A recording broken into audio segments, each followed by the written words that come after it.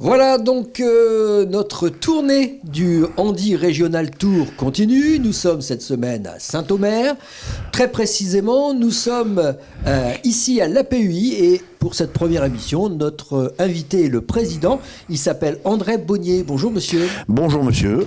Donc monsieur le président, avant de nous expliquer un petit peu l'APEI de Saint-Omer, où est-ce que vous nous recevez aujourd'hui, j'aimerais qu'on revienne un petit peu sur ce que sont les APEI en règle générale. Alors les APUI, c'est un mouvement parental.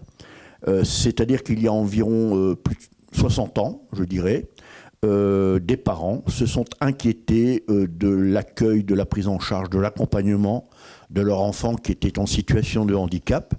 Et donc on a créé des associations qui sont devenus gestionnaires d'établissements.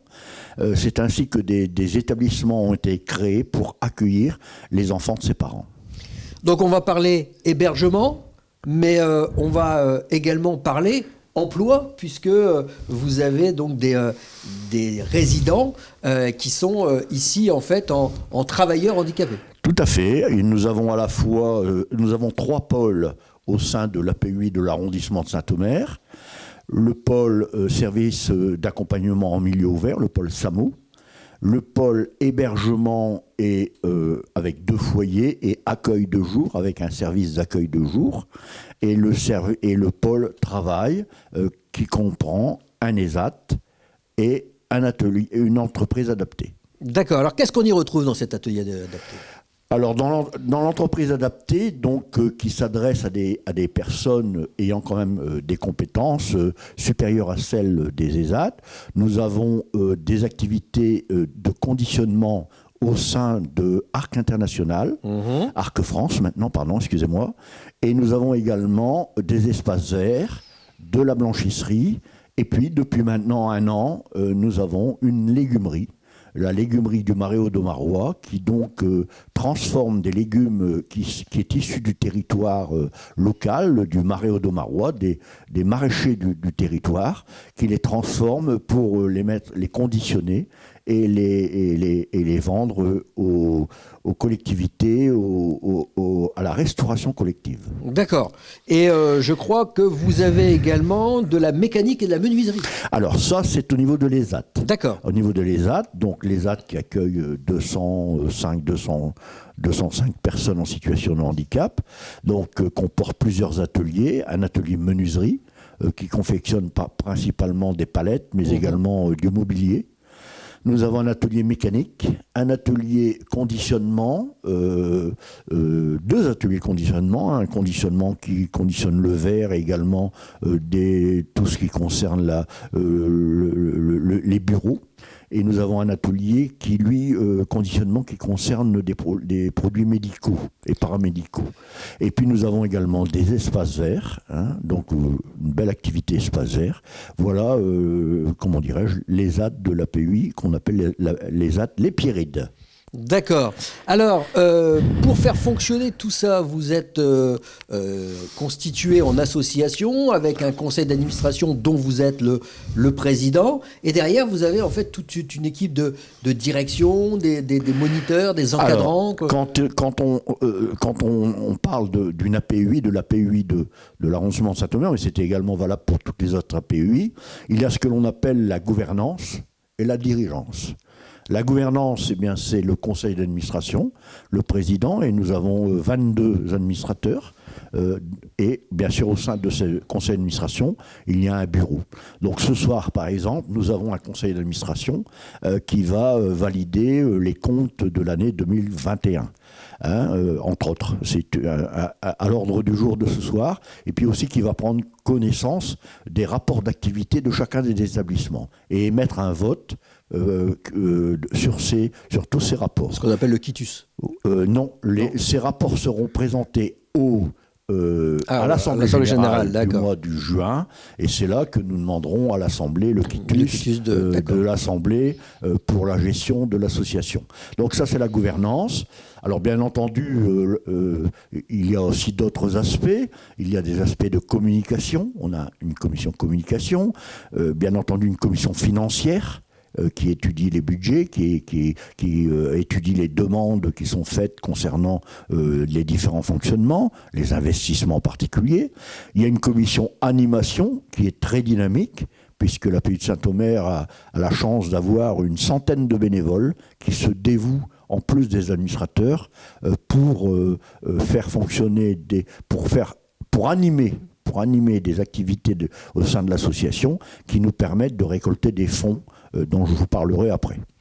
Donc en fait... ça, c'est la gouvernance. Et après, il y a la dirigeance. Alors, nous avons un directeur général, M. Ruffin, qui a sous sa responsabilité l'ensemble des personnels, puisque le président que je suis a donné délégation à M. Ruffin pour la gestion des personnels. D'accord.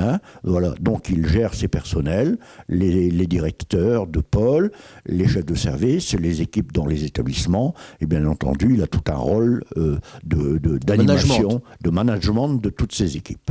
Vous êtes président depuis combien de temps, monsieur ? 3 ans, monsieur. D'accord, donc c'est pareil, c'est tous les 3 ans votre non, c'est bureau ? tous les ans, ça se renouvelle tous les ans, nous. D'accord. Je suis papa d'un enfant, d'un enfant qui a 41 ans et qui fréquente les ZAT. Et donc en fait, la majorité des représentants du conseil d'administration sont aussi des parents de personnes... Pas tous, non, nous avons en gros 2 tiers de parents et 1 tiers de personnes dévouées à la cause de l'APUI qui ont souhaité devenir administrateurs. Des APUI, il y en a combien en France ? Alors ça, je ne peux pas vous dire. Non. Mais je peux vous dire que dans le Pas-de-Calais, nous avons plusieurs APUI. L'APUI des Nains-Carvin, l'APUI de Lens, l'APUI d'Arras et de Montreuil qui se sont associés dans le cadre d'un groupement. L'APUI de Boulogne-sur-Mer, l'APUI de Béthune, l'APUI de Calais et l'APUI de Saint-Omer. J'espère ne avoir oublié personne.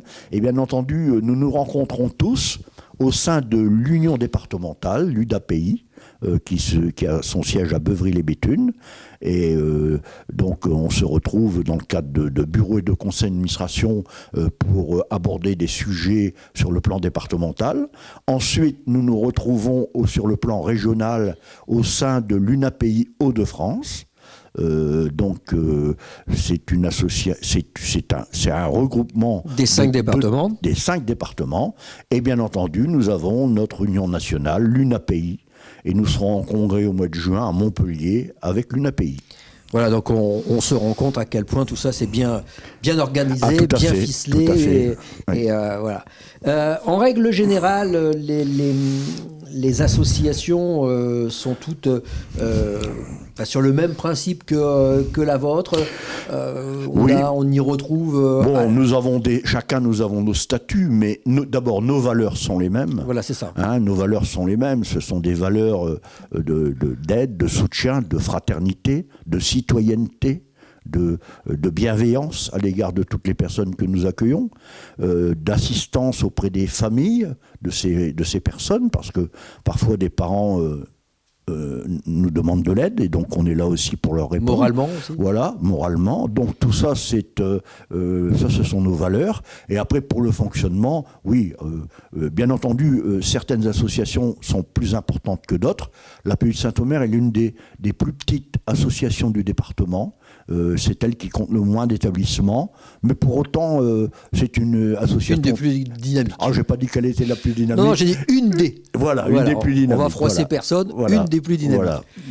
Et on sent bien que, effectivement, quand on a sollicité à venir chez vous, on a tout de suite senti l'engouement de nous présenter justement une association qui est très dynamique, c'est le cas de le dire. Alors, j'aimerais que vous nous parliez un petit peu au quotidien de cette APEI qui vous tient tant à cœur. Voilà, comment vous fonctionnez. Vous allez chercher à chaque fois des nouveaux clients, c'est eux qui viennent à vous, parce que c'est pas le tout, mais à un moment... Alors là, vous parlez de l'ESAT, là. Ben oui, voilà. Parce qu'il faut bien faire vivre quand même tout ça. Donc oui, alors c'est pas mon rôle. C'est le rôle de la directrice du pôle travail, avec ses collaborateurs, bien entendu. Que l'on va recevoir dans l'émission de demain. Vous allez les recevoir, bien entendu, et ils vous en diront plus sur leur fonction. Mais bon, c'est vrai qu'il faut trouver des marchés, il faut trouver de nouveaux partenaires, il faut surtout que ces marchés soient pérennes. parce qu'accueillir 205 personnes, 205 personnes en situation de handicap, il faut leur donner du travail tous les jours. C'est clair. Hein. C'est Donc, clair. voilà, ça c'est le rôle des équipes des établissements. Je dirais, là, on est plus dans la dirigeance que dans la gouvernance. C'est certain. Alors, on va rester avec vous dans la gouvernance, puisque oui. Vous êtes le président du conseil d'administration. Est-ce que vous avez, depuis 3 ans que vous êtes déjà à la tête, mais je suppose qu'avant, vous étiez déjà administrateur. Oui. Est-ce que vous avez vu une évolution dans la prise en charge, justement, de la personne en situation de handicap ? Je dirais que les évolutions tiennent aussi aux personnes qui sont à la tête des associations. Figurez-vous que parallèlement à ma nomination à mon élection en qualité de président, nous avons eu un nouveau directeur général. Hein.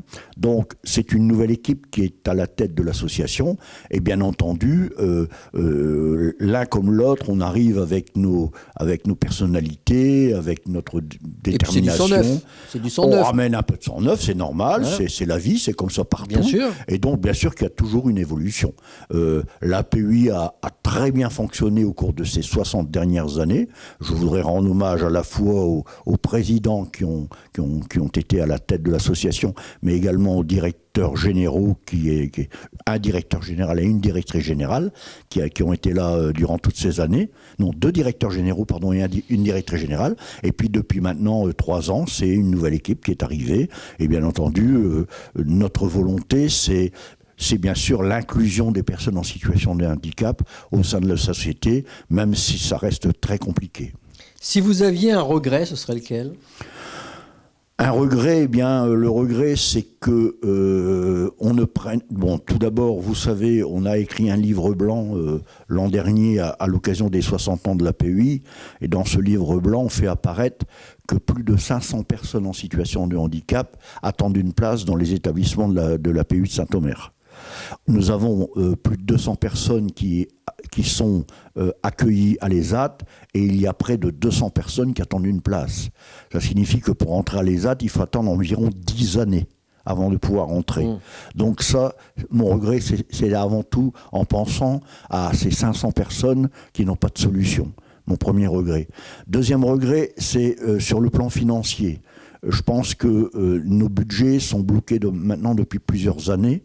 Nous attendons d'entrer comment dirais-je, avec les tutelles de façon à discuter, en discussion, c'est le terme que je cherche, en discussion pour nos budgets. Malheureusement, ces rendez-vous sont remis et ça nous pose problème dans la gestion de nos établissements parce qu'on travaille à budget constant. Et donc, avec l'inflation actuelle, je peux vous assurer que c'est très très compliqué de le gérer dans de telles conditions. J'imagine bien. Et donc, à l'inverse, quel est justement le point positif que vous retenez de toutes ces années ? Je dirais tout simplement, mais vraiment très sincèrement et du fond du cœur, c'est le sourire des personnes qu'on accompagne, les sourires des personnes handicapées qu'on accompagne, que je croise quasi journellement et qui me conforte dans l'action que nous menons tous et je me dis puisqu'on les voit si heureuses, on ne doit pas se tromper tellement, on est sur la bonne route. Voilà, c'est le sourire des personnes. Alors si je vous dis qu'on leur fait un clin d'œil, est-ce que je fais un jeu de mots ? Vous parlez de la revue Clin d'œil, voilà, sans doute. Hein. Ce sera vendredi que nous traiterons effectivement de cette revue. Monsieur le Président, merci. De rien. J'aurais quand même voulu ajouter encore un petit mot. Avec grand plaisir, vous êtes là pour ça. Tout à l'heure, je parlais des 500 personnes en situation de handicap qui attendaient une place. Et depuis maintenant plusieurs dizaines d'années, des parents bénévoles donc de l'association ont créé la maison de Jean-François. La maison de Jean-François, c'est une maison qui est purement associative. Elle fonctionne qu'avec les bénéfices des fêtes que nous faisons, plus, je tiens à le souligner, le soutien du Conseil départemental du Pas-de-Calais qui nous attribue une subvention. Et donc, cette maison, elle accueille des personnes sans solution, des personnes qui attendent une place dans nos établissements, mais aussi des retraités. Des retraités, par exemple, de l'ESAT, qui se sentent un peu isolés après avoir été très occupés. Elle se trouve où, cette maison ? Elle se trouve ici. D'accord. Elle se trouve à 1 kilomètre d'ici. Et cette maison, elle accueille en moyenne 50 personnes en situation de handicap par semaine. Et il y a une vingtaine de bénévoles sous la responsabilité d'une animatrice que nous payons, qui est donc une salariée. Et ces 20 bénévoles, à tour de rôle, hebdomadairement ou à la quinzaine, viennent intervenir dans la maison de Jean-François. Et il y a hébergement ou sans hébergement? Non, sans hébergement. Voilà, c'est à la demi-journée ou à la journée. D'accord, donc en fait voilà. C'est une animation en journée qui permet en fait d'occuper ces personnes en situation de handicap qui aujourd'hui malheureusement n'ont pas de solution. Donc je tenais à le souligner. Très bien. Parce que c'est vraiment c'est l'un des fleurons de l'APEI sur le plan associatif. La maison de Jean-François. Jean-François, c'est le prénom d'une personne que nous accueillons dans un foyer, au foyer Julien Leclerc, et qui est malheureusement décédé. Et comme ses parents, et son papa en particulier, était un bénévole et un militant très investi impliqué, au sein de l'APEI, nous avons retenu le prénom de son fils pour cette maison. Eh bien écoutez, c'est une très très belle initiative, Monsieur le Président. Merci. Je vous remercie de nous avoir éclairé sur votre établissement pour cette première journée. Je vous disais donc que demain, nous allons parler des travailleurs et de leur formation avec Valérie Vindal. Et puis voilà, après mercredi et jeudi, nous nous consacrerons à l'ESAT avec de nombreux intervenants. Et puis on terminera cette semaine vendredi en parlant d'accessibilité et plus particulièrement du journal Clin d'œil dont on parlait il y a quelques instants.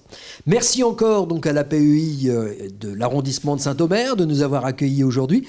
Je remercie bien entendu la région Hauts-de-France, notre partenaire, ainsi que l'AGFIP Hauts-de-France. À demain.